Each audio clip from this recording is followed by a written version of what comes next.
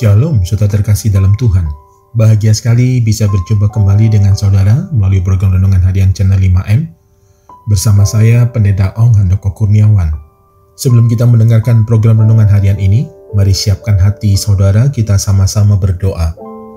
Bapa kami yang di surga, dikuduskanlah namamu, datanglah kerajaanmu, jadilah kehendakmu di bumi seperti di surga. Berikanlah kami pada hari ini makanan kami yang secukupnya, dan ampunilah kami akan kesalahan kami, seperti kami juga mengampuni orang yang bersalah kepada kami. Dan janganlah membawa kami ke dalam pencobaan, tetapi lepaskanlah kami daripada yang jahat.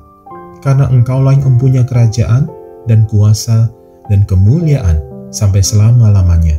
Berkati firman-Mu ya Tuhan, dan renungan harian yang akan kami dengarkan ini, beri kami hikmat-Mu, supaya kami dapat memahami kebenaran firman-Mu, dan melakukannya dalam kehidupan yang sedang kami jalani saat ini.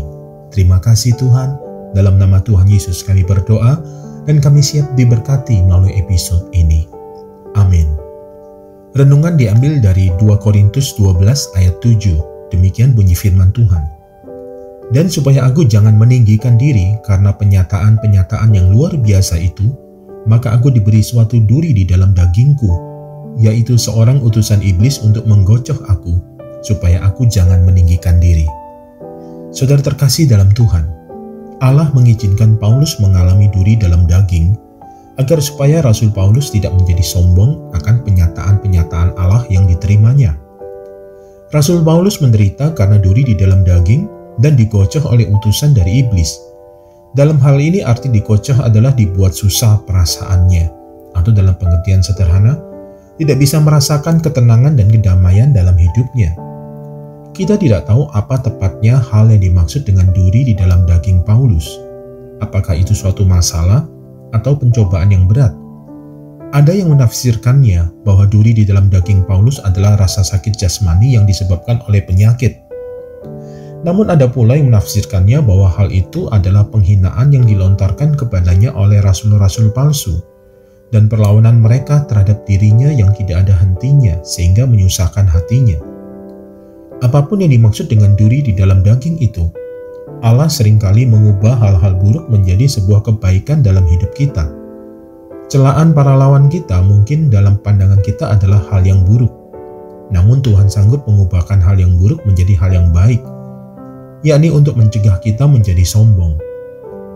Satu hal yang pasti, apa yang disebut Rasul Paulus sebagai duri dalam daging itu sangatlah menyusahkan hatinya untuk beberapa waktu. Bahkan sampai 3 kali ia memohon supaya Tuhan menyingkirkan utusan iblis yang membawa duri ke dalam dagingnya. Namun Tuhan menetapkan duri itu tetap ada dalam kehidupan Paulus. Saudara terkasih dalam Tuhan, mahkota duri yang dikenakan Kristus demi keselamatan kita dan tertancap di kepalanya akan membuat semua duri di dalam daging kita akan terasa ringan.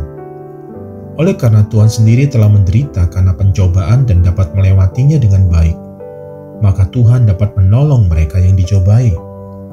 Dalam segala keberhasilan, kemewahan, kepandaian kita, sangat mudah untuk kita menyombongkan diri. Karena itu, terkadang Allah mengizinkan kita mengalami sebuah penderitaan dengan tujuan untuk menjaga hati dan pikiran kita agar tidak sombong. Hal itu juga yang dialami oleh Paulus melalui duri di dalam dagingnya. Paulus menyadari sepenuhnya bahwa masih terdapat kemungkinan bahwa dia akan menyombongkan diri dan bermegah atas apa yang telah Tuhan nyatakan dalam kehidupannya. Saudara terkasih dalam Tuhan, beban-beban rohani yang terkadang mendatangkan penderitaan diizinkan oleh Tuhan menimpa kita untuk menjauhkan kita dari kesombongan rohani. Alkitab menyatakan bahwa duri di dalam daging Paulus pada mulanya merupakan utusan iblis dengan tujuan tidak baik, yaitu untuk memadamkan semangat Rasul Paulus dan menghalang-halanginya dalam pekerjaannya. Namun Allah mempunyai tujuan yang baik di balik kesusahan tersebut, serta mengatasinya. Allah bertindak sedemikian rupa sehingga utusan iblis tersebut tidak lagi menjadi rintangan, namun justru menjadi pertolongan bagi Rasul Paulus untuk menjaga hatinya tetap rendah hati dan bergantung kepada Tuhan melalui duri di dalam dagingnya.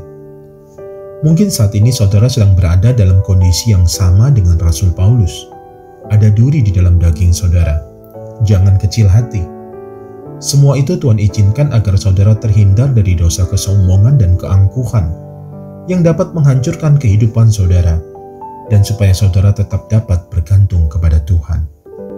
Mari satukan hati, kita berdoa. Kami bersyukur kepadamu ya Tuhan, kembali Engkau telah mengajarkan kepada setiap kami melalui episode ini, bahwa Engkau izinkan ada duri di dalam daging kami, bukan untuk menyengsarakan atau bahkan membinasakan kami, namun justru untuk menghindarkan kami dari dosa kesombongan dan keangkuhan, sehingga kami tetap memiliki sikap yang rendah hati dan mengakui karya Tuhan dalam hidup kami, bukan karena kuat dan gagah kami, namun semuanya itu semata-mata karena anugerah-Mu. Terima kasih buat pengajaran kerendahan hati yang Kau berikan melalui berbagai macam peristiwa yang terjadi dalam kehidupan kami. Sungguh kami bersyukur atas semuanya itu. Terima kasih Tuhan. Dalam nama Yesus Kristus Tuhan dan Juru Selamat kami berdoa, kami percaya, dan kami mengucap syukur. Amin. Mari saudara-saudara terkasih dalam Tuhan, siapkan hati saudara untuk terima berkat dari Tuhan. Sempurnakan episode renungan harian ini melalui berkat-Mu ya Tuhan. Terimalah berkat Tuhan, damai sejahtera, kasih karunia, berkat anugerah yang berlimpah-limpah, di dalam nama anaknya yang tunggal Yesus Kristus Tuhan dan Penyelamat kita, di dalam persekutuan yang indah, yang manis bersama dengan Roh Kudus, memenuhi kehidupan setiap kita, saudara dan saya saat ini, bahkan sampai Maranatha, Tuhan datang kembali menjemput kita, dan kita semua akan hidup memerintah bersama dengan Dia, sampai selama-lamanya. Yang percaya telah diberkati oleh Tuhan, sama-sama kita katakan, amin. Saudara terkasih dalam Tuhan, terima kasih untuk support dan kebersamaannya melalui channel ini. Jangan lupa untuk subscribe bagi yang belum subscribe, dan share channel 5M kepada para sahabat dan kerabat saudara. Sampai jumpa di episode berikutnya. Terus doakan channel ini kiranya senantiasa jadi berkat. Tetap jaga kesehatan saudara, sehat selalu, dan senantiasa aman dalam perlindungan Tuhan. Tuhan Yesus memberkati.